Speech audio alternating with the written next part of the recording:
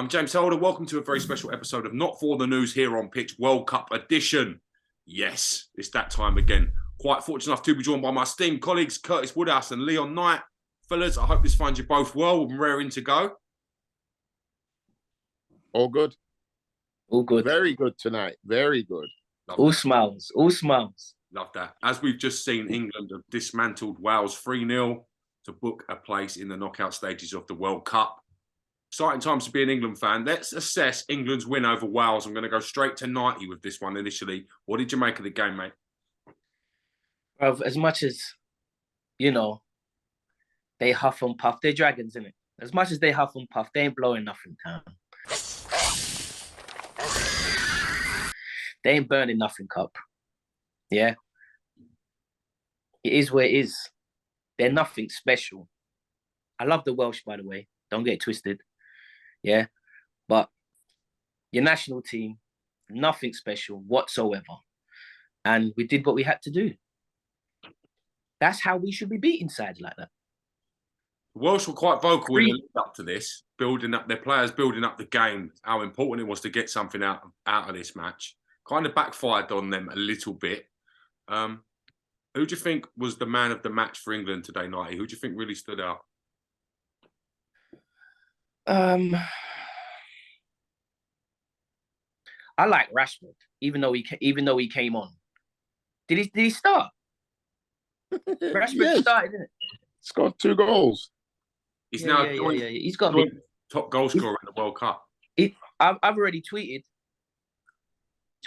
that he's in for Golden Boot. Wow, bro, he's in for. What do you mean? Wow, what a transformation! What a transformation from Rashford. I don't know. 6 months ago to Rashford now.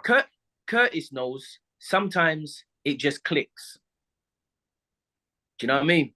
When you're playing football, sometimes it just clicks. And for right now, for hitting the back of the net, and he could have had a hat trick.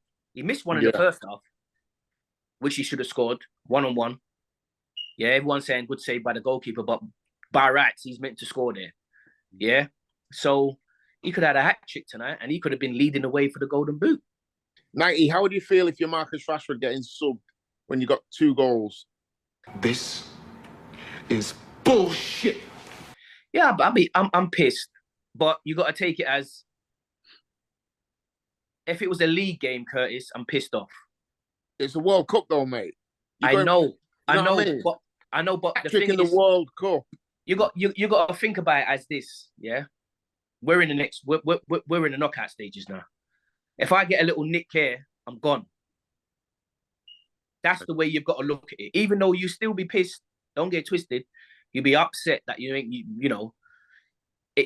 Especially he missed one in the first half, so he'll be thinking, let me just get another chance to tuck the hat trick or whatever. But it's a minor. It's a marathon. It's not a sprint. Yes. Do you get what I'm saying? Save him. Next game Sunday. Who we got? Senegal. Got Senegal in the next round, as predicted by myself.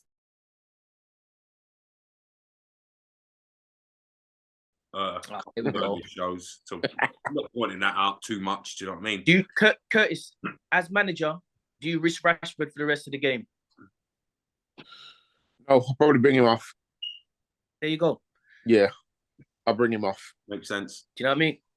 Yeah, it does make sense. But I'm just thinking from a player's perspective, how many players in the world, once they're retired, can say they scored a hat trick in the World Cup? Yeah. But when you sat around with your grandkids and that, you know what I mean? That's the one, isn't it? It is the one still, but a brace is nice. Brace ain't bad, is it, Nighty? Do you know what I mean? A brace is nice. And on top of that, you're starting next game. You know you got opposition that, you're going to get chances. You're going to get chances. Will he start the next game? Yeah, he has to start, doesn't he?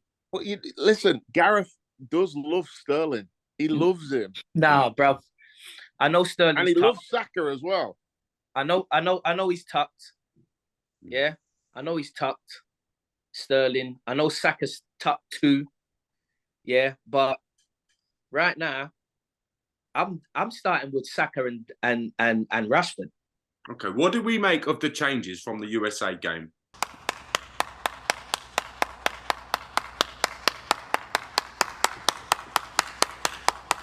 Gareth's obviously listened to public response, I think.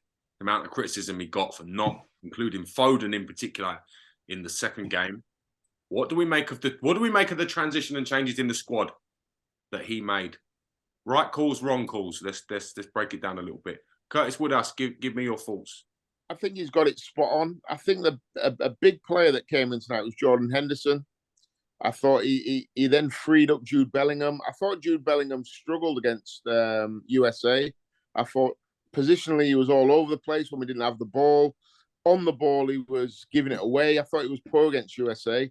So to bring Jordan a little bit more protection, and he's allowed to roam a little bit more, and I thought he was excellent tonight. I thought he was probably our best player. I know obviously Rashford's got the goals, but for me, Bellingham was the one in there again that looked different class. Mm. And you know what as well? Big shout out to someone who's been taking a hell of a lot of stick. Harry Maguire again tonight. Immense. I know he wasn't up against much, but he has not put a foot wrong all tournament. He's been brilliant. And John Stones as well. You know, John Stones from me has come in for plenty of criticism in the past, but them two are looking formidable. Them two turned into something else once they pulled that England shirt on. I'm telling you, Maguire. Maguire turned into Robocop. Maguire is unreal for England, mate. He's so good. He's an attacking threat. You're flipping positionally defending and one-on-ones and interceptions and even starting play and stuff. And you can see him out there. He's organising and that. He don't look nothing like he looks for Man United. Yeah, madness. And you know what as well, Nighty? Like his mentality must be like elite. Yeah. This is a guy who's been getting dogs abuse on social media. Like I said, I went to go watch Manchester United last season at Brighton when it was at Old Trafford, and he came out to warm up, and his name was announced, whatever number he is, Harry Maguire, and the home fans were booing. I was like, oh my God, I didn't realise it had got that bad. So his mentality is somewhat special. It really is, and I'm so happy for him. I mean, listen, have you seen a better defender in the World Cup than Harry Maguire? Nope. They're a shambles. Let's be honest. You know what as well? You know what I was gonna tweet today, but I was gonna save it for the show. Is this the worst World Cup you have ever seen in my lifetime? Yeah. The standard's so bad, isn't it? It's rubbish. It's rubbish. Mate, I ain't even gonna lie. I was on the phone to my old man, because I always give my old man a call when the footy's going or the boxing or whatever and this, that and the other. And, pick his brain and stuff, He's a lot more wiser than me and stuff, whatever.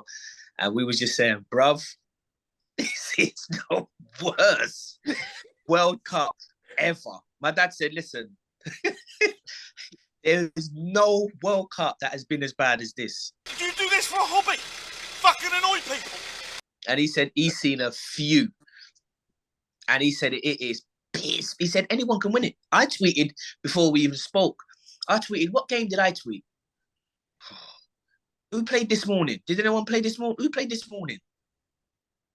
That's a good question. There was dual games on this morning. It's been the first time today that they've, since the World Cup's been on, they had dual games. Yeah. I'm just trying to think myself. Netherlands played with us tonight. No, USA played with us tonight. Netherlands played tonight, didn't they? Netherlands played and Senegal played. Yeah. So Senegal beat Ecuador. That's the game we was watching. Yeah. Just do you know what I mean? It's just don't be surprised if somebody I think France can go on and do a little bit. They look strong. But don't be surprised if someone pops out of somewhere and all of a sudden they're lifting up the World Cup, mate, because I tell you, it is anybody's. What I agree. I think England have got a hell of a chance. Hell of a chance to win it. France in the quarters are a problem, but I honestly think I look at the French team, obviously dangerous going forward, but I look at that midfield that France have got, and I'm like, we can get at that midfield. I'm backing Maguire against Mbappe. Fuck this. to be fair though, Maguire will be up against Giroud. I think that's a great matchup for us. Yeah. And Kyle Walker will be up against Mbappe. I'm happy with them partnerships. Yeah. I think England can dominate that midfield area against France. I think we beat France 2-0. Is Kyle Walker an important player for England now he's back? Do you think it will be? Yeah. Yeah, it's huge. I actually said to my eldest son today, I was watching the game and I was like, you know what? Kyle Walker on the quiet has been world class for about a decade. I'm telling you, mate. You're not like just on the quiet. Man, and just this is what I'm trying to say. His name don't even really get called. No. Because there's so much superstars in that side, yeah. You don't even see the dirty side or the side that people are actually putting in graft because there's just so much quality going forward. Everyone's just talking about going forward. But mate, I'm telling you now, even the last couple months or month or so what he's been out with Man City, they've struggled without him. Yeah. Is he England's best ever right back? Would you have him over Gary, who's probably the best England right back of our generation? I mean, it's such a tough shout that because I'm a big Neville fan, but I'll probably have him. I'll have him over Neville, I think. Yeah, I think like if you look at what does Gary Neville do better than Kyle Walker? Potentially cross the ball better, maybe. I don't know. Yeah, maybe better delivery, maybe. Yeah. But apart from that, you know, Walker's so. I don't know if he's underrated or not, but now he's right. You never hear people saying like, "Oh, Walker world class."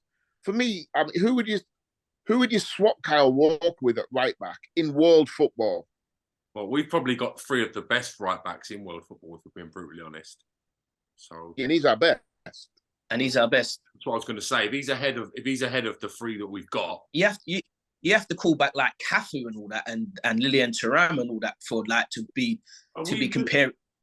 100%. Are we really putting Walker in that bracket of Thuram? Mate, I'm telling you now, yeah, you wouldn't find a left-sided player, yeah, attacking player saying they've had a good day today playing up against him. No way on this earth. I agree. Yeah, his recovery pace is incredible as well. If he does no chance. You know, get back, isn't he? So. You know what? When he'd been out for ages as well, long time, and Man City got Real Madrid in the Champions League. Yeah. They rushed him back, stuck him at right back to play against that Vinicius. Yeah. Is it Vinicius? And he was brilliant. Yeah. And I think he went down with cramp after about 65 minutes, but he was amazing that game as well. He'd not played for ages, but Pep knew, listen, I need you. Yeah. Now, the Netherlands have qualified. Senegal have qualified. Us and the USA so far. Having had a chance to watch and take study of some of the other teams, who do you think are the main threats for this World Cup now? Who do you like the look of? Who do you think's got it coming together at the right time? Brazil look naughty, don't they? Their firepower going forward, they look good, but we don't get them till the final. I honestly don't think anyone stops us till we get to the final. I honestly think that we are the second best team in this tournament after Brazil. And once you got them in the final, anything can happen. And I wouldn't say Brazil would want to go in against us.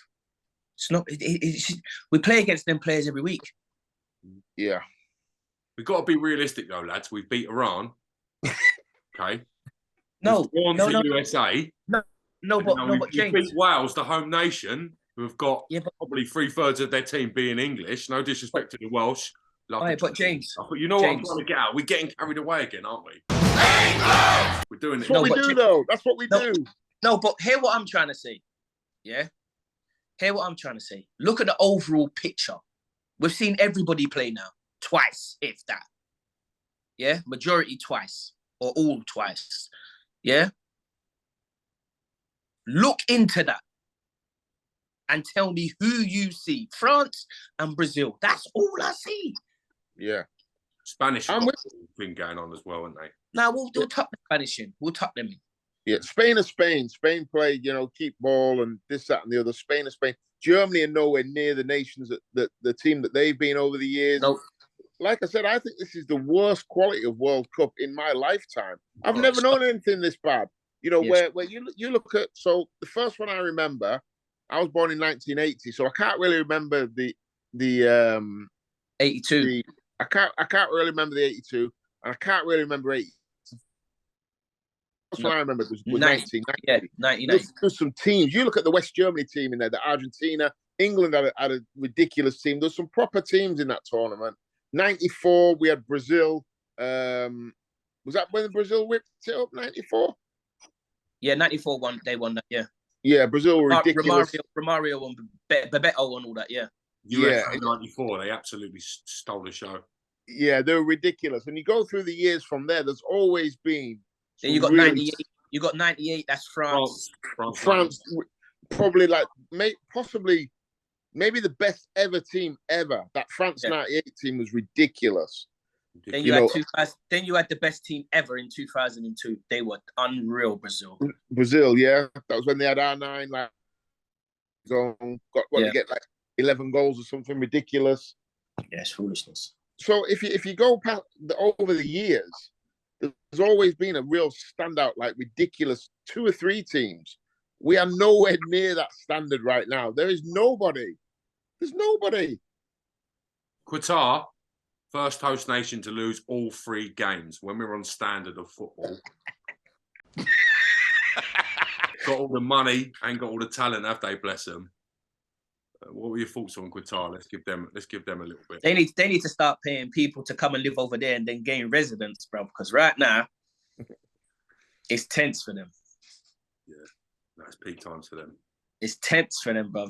I mean, come on. Well, I mean, what do you expect, really? Yeah. Do you know what I mean? Yeah, they got a long way to. They got a long way. San Marino will beat them. He's right, you know. Wow. You know, one thing I'll say as well, which I've noticed watching the games, is obviously coaching's moved on over the years. Everyone seems to be more tactically aware these days. So many managers now are just setting up the same. Yeah. Low block, defensive, trying to stink out the joint. That's maybe why the World Cup this year has been so bad. Yeah. Nils all over the gaff. Yeah, exactly. Where back in the day, you get teams turning up and it was like, yeah, well, we're going to play, and it is what it is. Let's go for it toe to toe. But tactically, I think teams are a little bit more astute these days, which is making for some really bad games. Yeah, I've seen a couple of bad games. That first half was stinking. Mm. One manager that has really caught the eye for his work is Hervé Renard. He's doing a good job, isn't he? He's doing a good job. What do you think? What do you think of Hervé Renard? Like, considering he got sacked from Colchester United, yeah, he's now in the World Cup doing absolute bits. He's already got 2 African Cup of Nations under his belt. Should managers like that be getting more of an opportunity, or do you think they're more suited to international football? What do you reckon? Curtis as the manager? I think international football is completely different, isn't it? Yeah. I think you need to kind of be maybe a different type of person, and because you haven't got them every week, you don't have the pressures of having to keep people happy, drop people every now and again. I suppose it's a completely different vibe, isn't it? And I think actually Gareth Southgate is really suited to international management. I think it's perfect for him. So yeah, listen, I don't think there's any blueprint. You look at Southgate, came from the under-21s, and everyone's like, who is this we've got? And apart from Sir Alf Ramsey, he's been our most successful manager on paper. You know, the facts don't lie, I suppose. He's nobody's favourite, is he? But no one can argue with the results he's getting. But, I mean, listen, this is just my opinion. I think with a better manager, instead of getting to the semi-finals and the finals of the last 2 tournaments, we probably win them. And that's my only gripe with Southgate. But, yeah, I think to answer your question, I think it's horses for courses, isn't it? I think some managers can't handle the day-to-day management of dealing with players. Some managers suited to international football. Yeah. But, yeah, he's doing a great job. Yeah, I just love the way Saudi Arabia play and defend. I love their back line. I love the organisation and the passion behind it. Well, like Curtis is saying, yeah, everyone's trying to do the same thing at the moment, and they've just took the flipping reins off and just said, let's just have a go. Do you know what I mean? And I think when you find teams in this World Cup that actually take the reins off and try and have a go, you get a good game. Do you know what I mean? The majority of them have come out winning. Like this slow build up and trying to, you know, do certain stuff on, like, make certain moves on the. It's like, don't make it be American football. Yeah, but Do you know what I mean? I think a lot of that is to do with the coaching badges. Yes. It's one size fits all, and you get taught to coach, if that's the right word. Everyone's getting the same manual. Yep. Centre half split, deep midfielder drop in, fullbacks go high, wide men roll inside, and you see it so much. Everyone's like doing the same patterns, and teams are nullifying each other. Low block, defending the 4-4-2, nice compact area. I see it all the time when I'm watching games. It's like, oh wow, and like you said, you mix it up a little bit, and then all of a sudden it's like, oh shit, what's going on here? Trust me, we need some Kevin Keegans out here, brother. Just let the boys go. Do you know what I mean? I think that's and at the end of the day, this is what I'm trying to say, James. Like, do you know what I mean? At the end of the day, like, if you get to the World Cup, flipping hell. If you're a team like Netherlands or whatever, like, you just have a goal. Like, you could end up somewhere. Do you know what I mean? Have you seen a team in this World Cup playing any differently apart from goalkeeper get it, centre half split, roll it out to the deep midfielder? None. So back in the day, you used to have Ireland, the smashing it up to big Niall Quinn, getting on the second balls. You don't. There's no variety in anybody's play anymore. It's all the same, and the team with the better players will normally win it. But there's no kind of. I don't see any great managers out here that are pulling surprises, and you're like, oh, okay, yeah, I like it. We're trying something new here. I think the level of management, the level of coaching, the level of the players, I think it is an all-time low. I really do. I think it's shocking. It's poor. It is poor. It is poor. One story that caught my attention was Leo Messi with the Mexican shirt after the game. It hit headlines. One man in particular, Saul Canelo Alvarez, was proper offended by Messi's actions. Did you boys see the tweets? You've been following the Messi. Yeah. I seen it, and he's a proud Mexican, isn't he? Canelo, isn't he? Do you know what I mean? He's gone too far. Very, very, very, very, very. Has he gone too far butting into stuff like this? Or do you think he's right? He's took it upon himself. He is offended, and we should know about it. Well, the World Cup. The World Cup's about the fans. Could have been anyone, really. It's just the fact that he's Canelo. Do you know what I mean? But most Mexicans would have been pissed off with that. I'm 100% sure. He's just the one that's just come out and said, "Yo, don't do that." Imagine if it was an England shirt.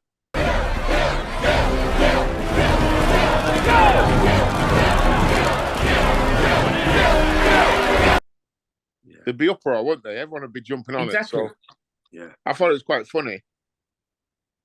Yeah, English-speaking Canelo's a savage, isn't he? Yeah. Since he's learned English, he's like, you had him down as this cool, humble guy who just respected everyone, just got in the ring, done his thing, and respected everyone again. But he ain't like that. English-speaking Canelo's an absolute savage. Yeah, he's calling everyone a bastard and that, isn't it? 100%. Yeah. 100%. My friend Box Canelo, you know Ryan Rhodes, James, don't you? I do indeed. Yeah, he's a great man. Yeah, So 26 RR. Love it. Yeah. So Ryan's a great guy. He boxed Canelo a few years back, and and this was like before Canelo was obviously big back then, but not what he is now. Yeah. And Ryan boxed him over in Mexico, and he said, honestly, it was like I was fighting like Elvis Presley. He said the guy is like an unbelievable superstar. So imagine what he is now.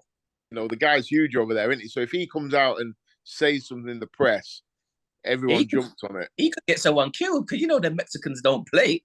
Yeah, exactly. Yeah, they don't play. You could end up going missing. Got me thinking. Messi obviously is not going to stand a chance at fighting Canelo. Wrong weight class for one. Do you know what I mean? If he's speaking English, he's going to slap Messi all about. James, I don't think the weight class would be the issue here, mate. I'm just thinking hypothetically. So if we could nominate someone to take the place of Messi, okay, from the footballing world, yeah, Messi ain't going to fight him. Who would we nominate to have it with him? Woodhouse. You're asking Woodhouse or nominating Woodhouse? Nominating him. Yeah. I'm in danger. You can stick that nomination right up your ass. This might be our best opportunity of getting a W with us. I'm trying to think of someone else. I don't even know. What in that weight class as well? Well, who's going to get us a W? Do you know what I mean? English-speaking Canelo's an absolute savage. I can't be going there sending someone who's going to get slapped about by. So I'm going to have to put some thought process into this. Well, that's what you're thinking. Myth. What? I appreciate your nomination, 90, but I'm going to have to pass on this one, mate. I imagine taking a dig from him. Rai said to me when he boxed him, and he said they did the weigh-in over in Mexico, and Rai was like, "Yeah, not even that big, you know." And then he got in the ring on the night, and like he said, he had his gown on, and like Rai thought, yeah, I'm not falling for that one. He's obviously put something in the shoulder pads in the gown or whatever. He took his gown off, no shoulder pads. He said he was huge. Mental. Stories like this catch the imagination, don't they? See Aguero piping up, other people getting involved. I suppose it's what the World Cup's all about. It's building atmosphere and fans. On him. Yeah. Yeah. Can you imagine if he bucked Messi somewhere and he just slung it on him? Yeah. Imagine. Can you imagine that? He would not be happy. Would you feel comfortable? Would you feel comfortable of England doing a job on Argentina if they do manage to qualify? They've got their games tomorrow. It's been a very slow start for Argentina. They're lucky to still have a chance of qualification. Would you fancy England doing a job on them? Argentina is a tricky one, because they're going to step up against us. And if Messi turns up and plays his A game, he beats you on his own. Yeah, because Argentina would be one that I'd want to duck them. I'd rather play Brazil than Argentina. Argentina, it's personal. Really? They turn up. Yeah, England, Argentina. That's always a different kettle of fish. I think I try and stay away from that one because, Messi, he ain't got out of second gear yet. Do you know what I mean? Yeah. And all he needs is something like that. Them Argentinians are proud as well. So flip that, man. I couldn't be asked. Then you got flipping Diego from the heavens. Flipping. We don't need that. The Argentina one's not a good matchup for us because there's too much. There's too much going on in that one. They seem to find an extra gear, an extra level when they play England as well. 100%. It just comes out, doesn't it? And you know what, right? And I know we're all gassed and everything. I thought England were brilliant today. I really do. I thought the structure, everything, we looked a really well-balanced team. Defensively, rock solid. Going forward, we looked dangerous. But let's be honest, the World Cup starts now. Yeah. Them group games, we're expected to do what we did in the group. Night is exactly right. The World Cup starts against Senegal. Can we handle it? Is Gareth going to go back to a back five? Where are we going to be at here with this guy? The World Cup starts. Oh, it's Sunday as well, isn't it? Sunday's going to be a mess.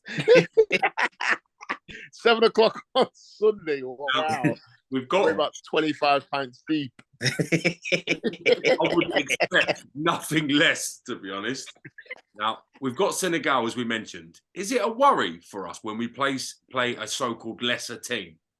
The fact that the way our system plays, the way that we counter-attack teams, especially if Gareth's going to go with a 5, is it more of a worry to play Senegal over Holland, over the Netherlands? 90, what's your take? Not really. I mean, with the African sides, yeah, it's always a bit. Do you get what I'm saying? Like they could, if they turn up, they beat anyone. Don't get twisted. They will beat anyone.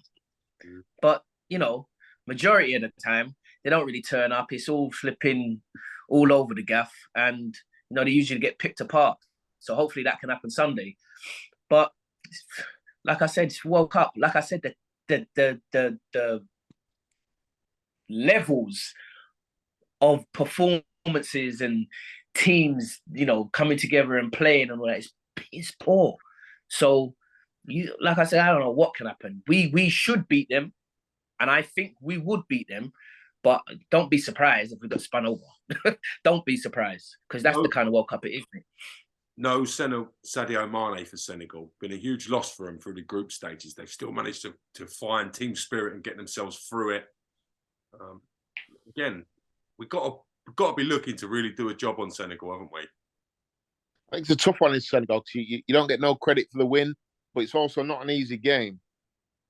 And what Senegal have got is that they're a little bit of an unknown, because the England coaches won't have a full dossier, I wouldn't have thought, on Senegal. But, you play Holland and teams like that, teams based in Europe, or teams that all the players.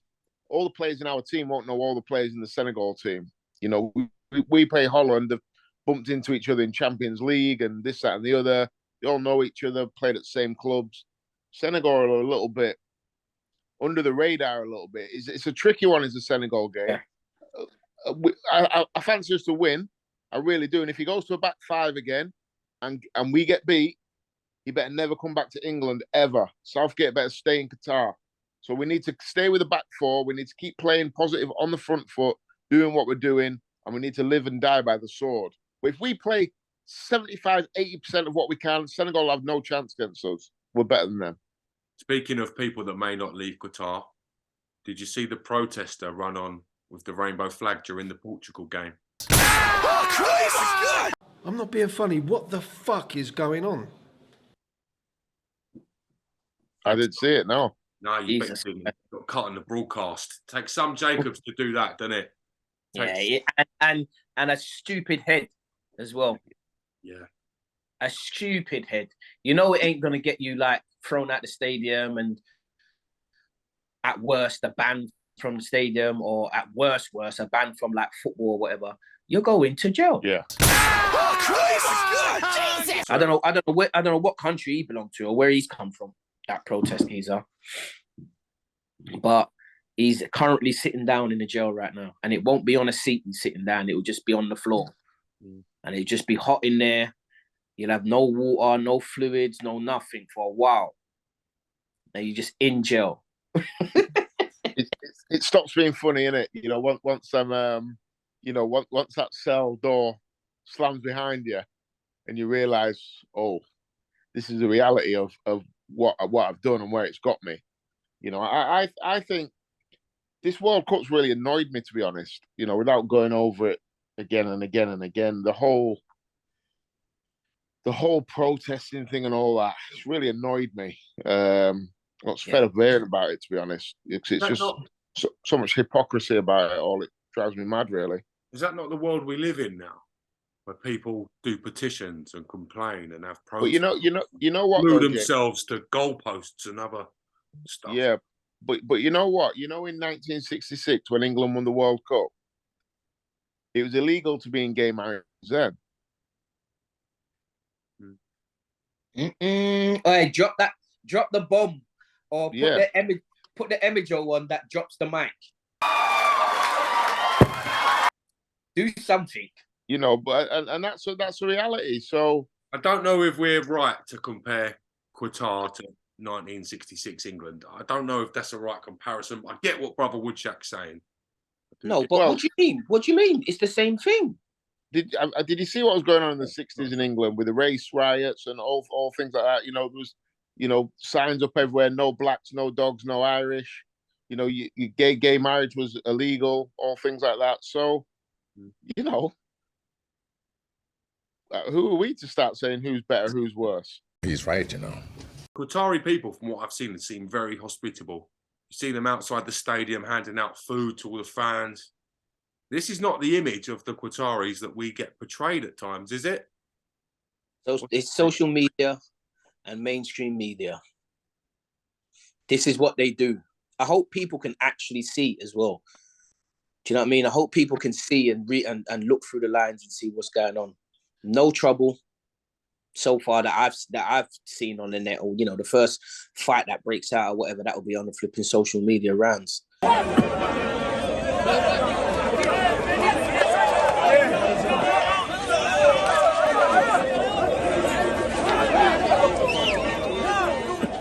Así es como presuntos aficionados argentinos y mexicanos protagonizaron una pelea a golpes a las afueras del FIFA Fan Festival en Doha. So, no threat, no fights, no nothing. It's just like normal. It's just calm.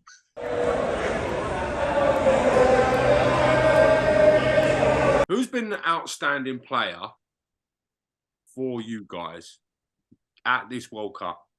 I'm not talking past, I'm talking living in the present now. Who's been doing it at this World Cup, regardless of standard issues? It's find that hard, mate, honestly. Really?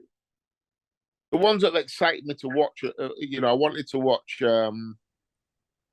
Mbappe. He comes alive. He looks like a special talent. But I mean, like Nike said, there's no one where you're like, you're not fixated with anybody, is he? There's not that guy, is he? There's not the Diegos. There's not the R9s. There's not like 1990 and Gaza and stuff. Yeah, Gaza. Yeah, there's not like Schilacci who went on a mad one for Italy or Baggio. Yeah, where are all these guys? What's going on? Yeah, Zidane in '98, where you're like, whoa, this guy winning it on his own. I've been so disappointed with it. I don't know, is that because it's the time of the year? Are we getting older? I don't know, but every World Cup I've always managed to hang somebody in it and gone away like, this guy, mate. And I've just not got. I'm nowhere near. There's nobody. Bellingham has been the one that I've watched and thought, right, this kid's going to be a player. Yeah. Bellingham's a player. I like Cody Gakpo. I think he's been great. I think Cody Gakpo has been phenomenal. Bruno Fernandes as well. He's not had the best build-up to the World Cup, but he's absolutely smashing it. He's ripping teams up. He's ripping it up at the highest level. So it's his kind of tempo, though, isn't it? Yeah, good point. Do you know what I mean? Yeah. It's his kind of tempo. That's the kind of pace. This is the kind of tournament. This is him. Like it's slow. It's not like rapid like Premier League and stuff. Do you know what I mean? It's just take it easy and build and whatever. That's why I say any team that takes the reins off, Gareth, I don't know what happened in the first half, but the second half, boys came out flying. Mm-hmm. Against Iran, he let the reins off. Boys came out flying. This is why I love international football so much, Nighty. This is why I love international football so much.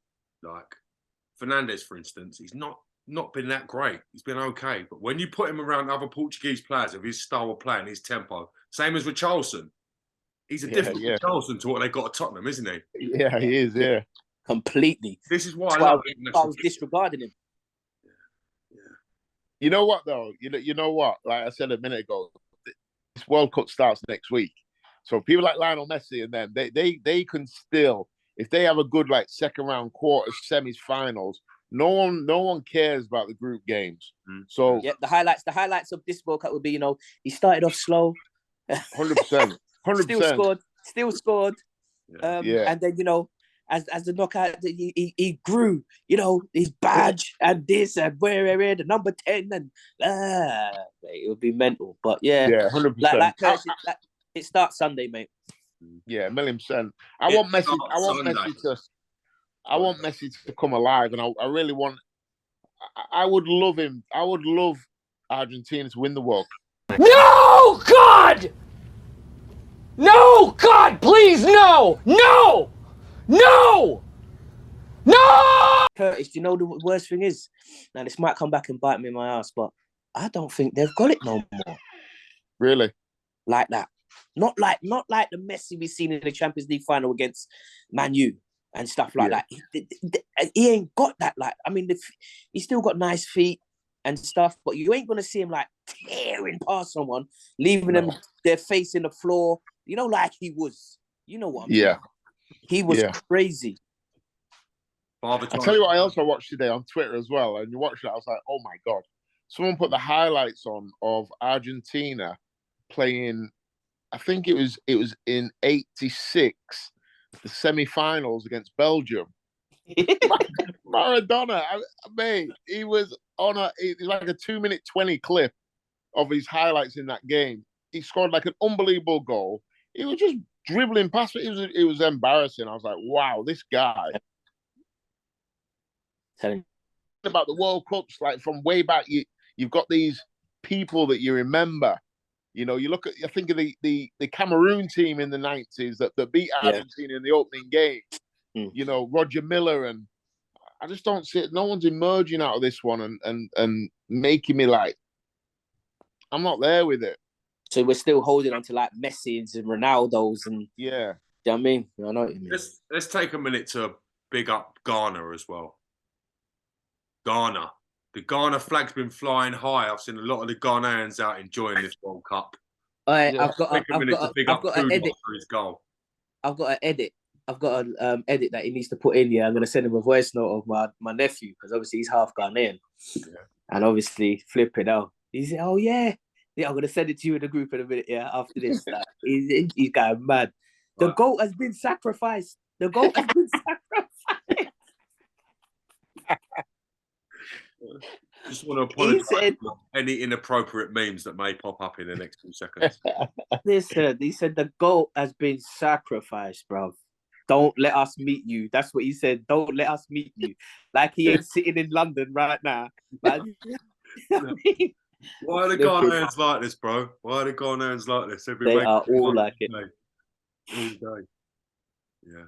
All right. So Sunday, we pick it back up. We'll see from now to then who else is going to join England, Holland, Senegal, USA in the later stages of the World Cup from Qatar.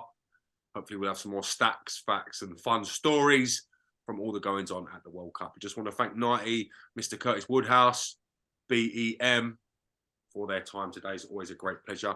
If you are watching this on the YouTube channel, we thank you very much for your time.